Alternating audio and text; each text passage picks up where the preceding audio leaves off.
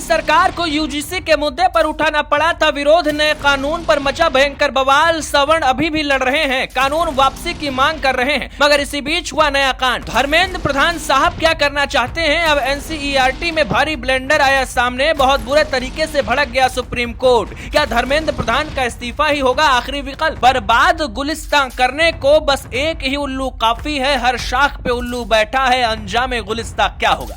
शायर अशोक बहराइची साहब ने ये लाइनें वैसे तो बहुत पहले लिखी थी, मगर अब ये यूजीसी के नए नियम के ब्लंडर और एनसीईआरटी में हुए कांड पर एकदम फिट बैठ रही हैं। पहले ही यूजीसी के नए कानून से सवर्ण समाज में हंगामा मच गया था। आरक्षण विरोधी बवाल, विरोध प्रदर्शन, कानून वापस लेने की मांगों पर सरकार को सफाई देनी पड़ रही, लेकिन अभी दम भी नहीं भरा था कि नया कांड हो गया। एनसीईआरटी की क्लास 8 की सोशल साइंस बुक में न्यायपालिका में भ्रष्टाचार वाला चैप्टर डाल दिया गया। फिर क्या था, सुप्रीम कोर्ट बुरी तरीके से भड़क गया और जमकर फटकार लगाई, जिसके बाद सोशल मीडिया पर एक बात की चर्चा है, धर्मेंद्र प्रधान के दिन क्या पूरे हो गए हैं सत्ता में? क्या उनका इस्तीफा होने वाला है? क्या धर्मेंद्र प्रधान का रहना सरकार के लिए अब खतरनाक होता जा रहा है? इसी मुद्दे को इस डिबेट में समझने की कोशिश करते हैं।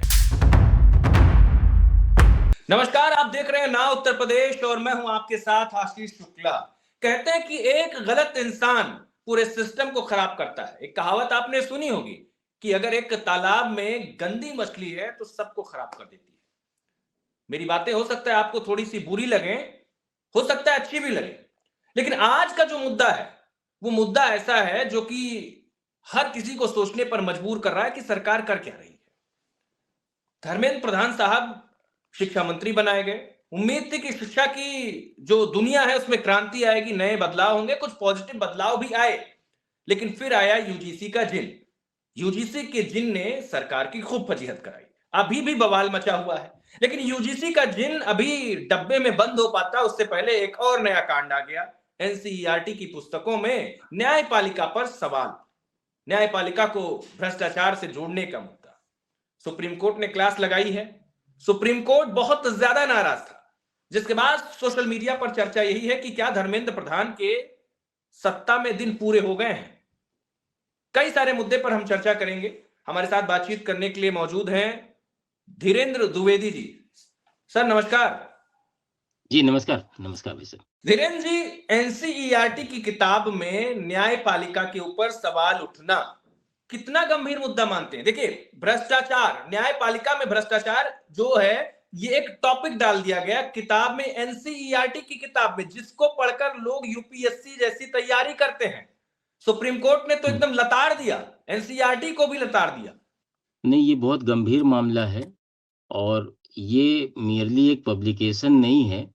It is the direct contempt which has been done by the NCERT chief, जो उनके डायरेक्टर हैं। He has made the contempt and because of the reason that he holds the responsibility, उनकी जिम्मेदारी बनती है, इसलिए सुप्रीम कोर्ट ने उनको शो कॉज किया है और सुप्रीम कोर्ट ने उनको ये क्लियर किया हुआ है कि ये मैटर सीरियस है और हाई कोर्ट लेवल पे, सुप्रीम कोर्ट लेवल पे। धीरेन्द्र जी, सबसे बड़ी बात यह है कि क्या ये जानबूझकर किया गया है या फिर एक महज गलती मान लिया जाए?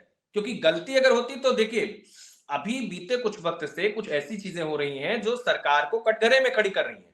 यूजीसी पर आपको तो पता ही है, हम लोगों ने पिछली कई एपिसोड में बात किया कि भाई यूजीसी पर जिस तरीके से नए कानून बनाए गए थे उनका विरोध अभी भी हो रहा है। सुप्रीम कोर्ट ने स्टे तो लगाया था, अभी भी सवर्ण समाज उसका विरोध कर रहा है। सुप्रीम कोर्ट ने स्टे लगाया, विरोध थोड़ा सा कम हुआ, विरोध फिर बढ़ रहा है। इसी बीच न्यायपालिका के ऊपर एक ऐसे चैप्टर का एक मुद्दा आना, ये कितनी बड़ी बात है? क्या लगता है, जानबूझकर किया गया है या गलती माना जाए? नहीं, देखिए, पब्लिकेशन के बाद में और जब इस पे कोग्नाइजेंस लिया, जस्टिस बागची ने एक रेफरेंस मेड किया इस पे जजमेंट अपने ऑर्डर में, और उन्होंने ये कहा कि it hits the basic structure of the constitution, और इस वजह से ये बेसिक स्ट्रक्चर को, कॉन्स्टिट्यूशन को हिट करता है, क्योंकि कॉन्स्टिट्यूशन में जुडिशरी की सुप्रीमेसी को ये एक एस्टैब्लिश प्रिंसिपल माना गया है, और ये एक्शन जो है एनसीईआरटी का, ये जुडिशरी की छवि को डाइल्यूट करने के लिए किया गया। और ये कहा जाना जैसा कि ऑनरेबल चीफ जस्टिस साहब ने ऑब्जर्व किया है कि ये एक डेलिबरेट एक्ट है। हाँ, ये जानबूझकर किया गया। ये कोई इनएडवर्टेंट मिस्टेक नहीं है। बिकॉज जब कोई चैप्टर इंसर्ट किया जाता है, वो चैप्टर इंसर्ट होने के बाद में फाइनलाइजेशन के लिए जो है एक कमेटी के सामने जाता है। एक कमेटी होती है और उस कमेटी में तकरीबन सभी फील्ड्स के एक्सपर्ट होते हैं, और जब कमेटी अप्रूव करती है तब उसका पब्लिकेशन होता है। तो इसको कमेटी ने कैसे अप्रूव कर दिया, कौन कौन से लोग थे कमेटी में? तो जब सुप्रीम कोर्ट ने इस मैटर का कोग्नाइजेंस लिया, सुओ मोटो कोग्नाइजेंस लिया, और वो इस वजह से लिया कि हाई कोर्ट के कई जजेस ने उनको फोन किया कि what actually is happening in this country, भाई क्या हो रहा है, कि what is happening in this country, how such kind of publication can be inserted in the class 8th book which is diluting the. सूत्रों के हवाले से जो खबर मिली थी उसमें यही बात थी कि प्रधानमंत्री नरेंद्र मोदी भी इस बात से नाराज थे। प्रधानमंत्री नरेंद्र मोदी का नाराज होना एक ऐसा संकेत माना जा रहा है कि आगे चल के धर्मेंद्र प्रधान की क्लास लगने वाली है। शिक्षा मंत्रालय धर्मेंद्र प्रधान के कंधे पर है, क्या उनकी जिम्मेदारी हर चीज के लिए नहीं बनती? नहीं, इसके ऑब्जेक्ट को आप देखिए थोड़ा सा, इसके ऑब्जेक्ट को जब आप ये देखिए, जब ये चैप्टर आया है, what are the contents in this chapter? Contents ये हैं कि अगर आप ये बात करते हैं, if there is a lackness of the infrastructure, अगर इंफ्रास्ट्रक्चर की कमी है, पेंडेंसी ऑफ द केसेस है, तो आप जब उन चीजों को डिस्कस करते हैं तो आप करप्शन जो है अपने फील्ड में और सारी अपनी साइट्स में भी देखेंगे ना। अकेले जुडिशरी अगर डिस्कशन कोई होगा, आपने उस चैप्टर में केवल ये एक एस्टैब्लिश कर दिया कि साहब जुडिशरी जो है वो हाईली करप्ट है, number of cases are pending there, court is not functioning properly, the procedure is highly impractical. आप जब ये चैप्टर लिखते हैं कि जब प्रोसीजर है वो हाईली इम्प्रैक्टिकल है, तो कभी आपने इस देश के लॉ को फॉर्मुलेट होते हुए देखा होता तो आपको समझ में आता है कि ये कॉम्प्लिकेट है या किस परिस्थिति में इसने अपने आप को जिंदा किया है। आज एक जुडिशरी जो है वो इस देश में, आज के जो हालात हैं उस देश में एक अंतिम उम्मीद बची है। और उस अंतिम उम्मीद पर धर्मेंद्र जी आपने भी पढ़ा होगा, सुप्रीम कोर्ट के जस्टिस बड़े नाराज थे, कह रहे थे कि आप मजाक बना रहे हो, जनता हम पे जो भरोसा करती वो भरोसा हिल जाएगा, आप बच्चों को क्या पढ़ा रहे हो, छोटे बच्चों के दिमाग में आखिर डालना क्या चाह रहे हो कि न्यायपालिका भ्रष्ट है। धर्मेंद्र प्रधान जी ने इस पे एक्शन लिया है, लेकिन बेसिकली मेरे को ये लगता है कि ये सिंपल जो है ये इस पे जो है वो केवल रिग्रेट फील करना या इस पे अपोलॉजी सीक करना, ये because the publication has already been done and whatever the harm that has to be taken place, वो सारा का सारा नुकसान जो है वो उन्होंने डैमेज किया है। और दूसरी एक बात ये है कि सोशल मीडिया पर लोग तो अब ये कहने लगे कि भाई सरकार की विश्वसनीयता पर सवाल उठ रहा है, धर्मेंद्र प्रधान को बिठा दिया, अच्छे काम करके देंगे, सबसे पहले यूजीसी का वो जिन निकाल दिया, यूजीसी का नया कानून इक्विटी जो वाला था मामला उसको लेकर आ गए, इसके बाद फिर एक ब्लंडर, एक महीने के अंदर दूसरा ब्लंडर क्या किया, ये एनसीईआरटी वाला मामला आया। तो क्या मतलब, एक होता है ना कि हर जगह पे एक काबिल और नाकाबिल आदमी होता है, ठीक है, हमारे बीच है, आपके बीच है और सबके बीच होता है, समाज में भी होता है।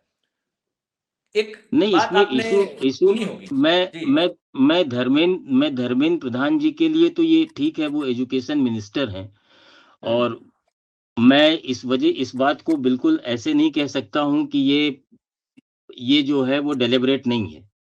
ऐसा माना जाना कि ये डेलिबरेट नहीं है, ये अपने आप में एक मोकरी है, ये जानबूझ करके किया गया मेरे को लगता है एक प्रयास है। और नोटिस लेने के बाद में इसको हाल्ट करना, रोक देना और बुक्स को वापस मंगवाना, चैप्टर को हटवाना, या ये सारी चीजें, उस पर कमेटी फॉर्म करना, ये सारी चीजें जो हैं वो ये कहीं ना कहीं एक्शन को डाइल्यूट करती हैं। लेकिन जस्टिस बागची का स्टैंड बिल्कुल क्लियर है। जस्टिस बागची ने इस संबंध में बिल्कुल साफ कहा हुआ है कि this has affected the basic structure of the constitution itself. ये गरिमा के खिलाफ था, ये भारतीय संविधान के खिलाफ था, भारतीय जुडिशरी के खिलाफ था। भारतीय जुडिशरी जो भारत में हमारे यहाँ जो संघीय न्यायपालिका है उसकी रीढ़ कहा जाता है, तो ये उसको एक चोट पहुंचाने लायक एक कदम था।